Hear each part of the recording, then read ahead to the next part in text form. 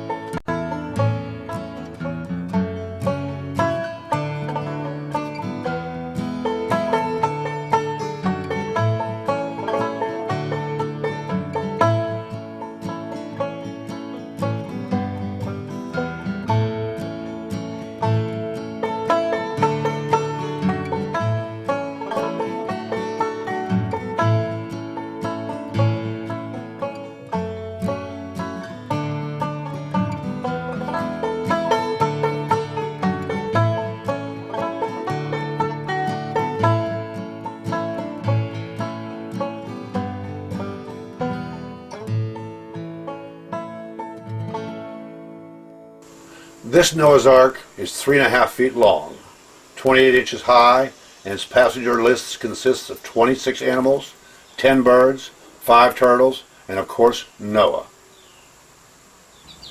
In building the Ark, Noah was given the instructions to build it with 3 tiers. The picture we're seeing now has the rusty tin roof, the tower, little small bird houses, birds, and there's also a picture of Noah there. Remember, come. Finish up. Good girl. That's a good puppy dog. I make folk art pieces. I call them one of a kind. They're based on history of early American folk art. I make roosters, weather vanes, bird houses, Uncle Sam's, Abraham Lincoln. I try to do them, as I said, in the traditional sense, and the main thing is that they are distressed to make them look like they're old. However, I try to incorporate new designs and new shapes into the work. The works are made mostly from wood, which is pine, which was used almost exclusively in the 1800s. I also used nails that were made in the 1700s, and I used nothing but milk paint. Milk paint was the paint that was used in those days.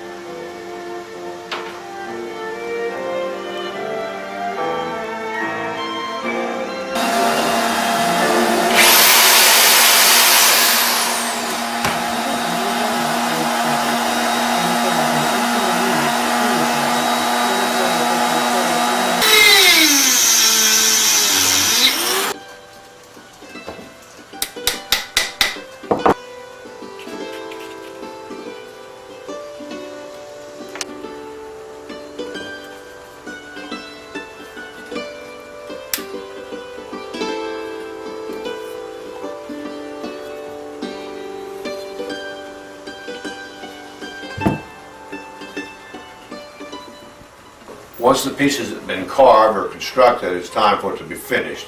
The first stage for me to finish them is to stain it with a very dark stain. The reason you want that stain dark is so that if some paint comes off later, and you hope that it does, dark areas will show rather than new wood.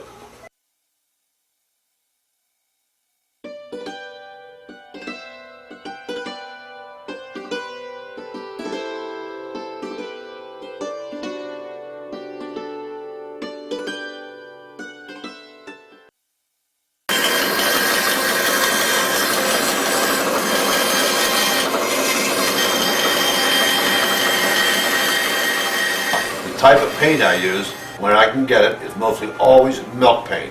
It's milk paint has a milk base. It's a paint that was used back in the 1800s.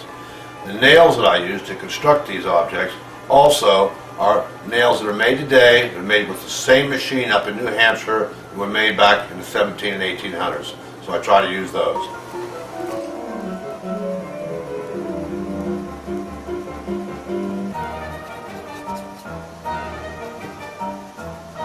Now that the staining has been completed, it's time to apply the milk paint. This particular color is called mustard. This will finish off the painting. After the acrylic matte finish spray is done, the project essentially is done, except this rooster is made to be a hanging rooster that people could hang in their house as they would a painting, so I'll put one of those painting hangers on the back of it, which will make it convenient for them to just find a nail and stick it on there.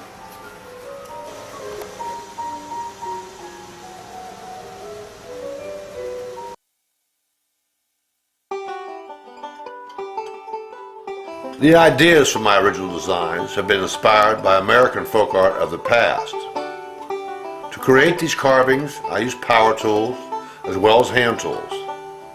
I employ several aging techniques which I've developed over the past years to achieve the flavor of this memorable time. Carol, this piece you're going to have to be extremely careful of. The flag will come out and the bird will come off. I'd wrap those separately because that could be a real problem.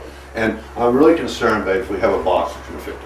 We do. We have a box. I know we got to do. Yeah, I know we got to ship it. You think it'll fit out there? Absolutely. All right, so I'll take. And you were suggesting that I take something else. What was I it? think you should take a pig. I'll take a pig. Okay, yeah. I'll take this little fat one here. That should keep us going. Let me hold that. I'm going to give you. We'll take two pigs. Why not? If you can hold one of our pigs, we'll take that on up and get these things wrapped and get them out of the way.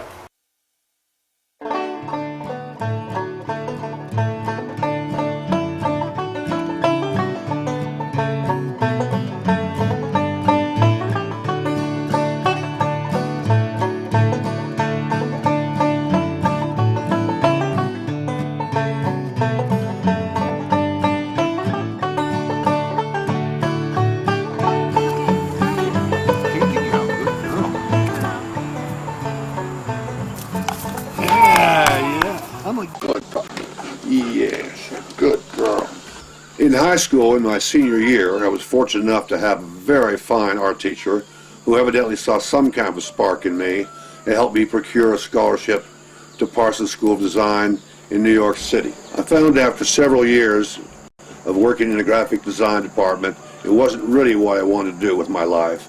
That summer, when I left modern merchandising, I took a job in the Adirondack Mountains teaching outdoor landscape painting in a school called the Old Mill Art School in Elizabethtown, New York.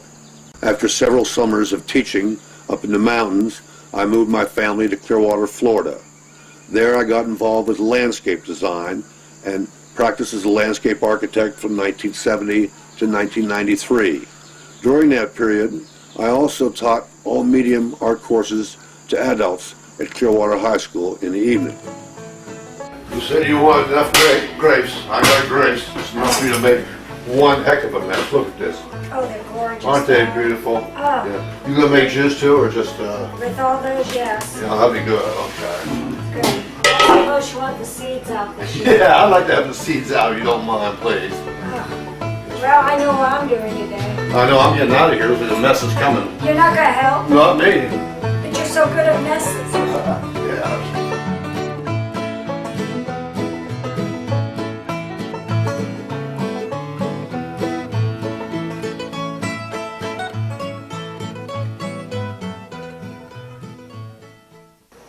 Oftentimes the game boards we find from the 1800s were made by a member of the family.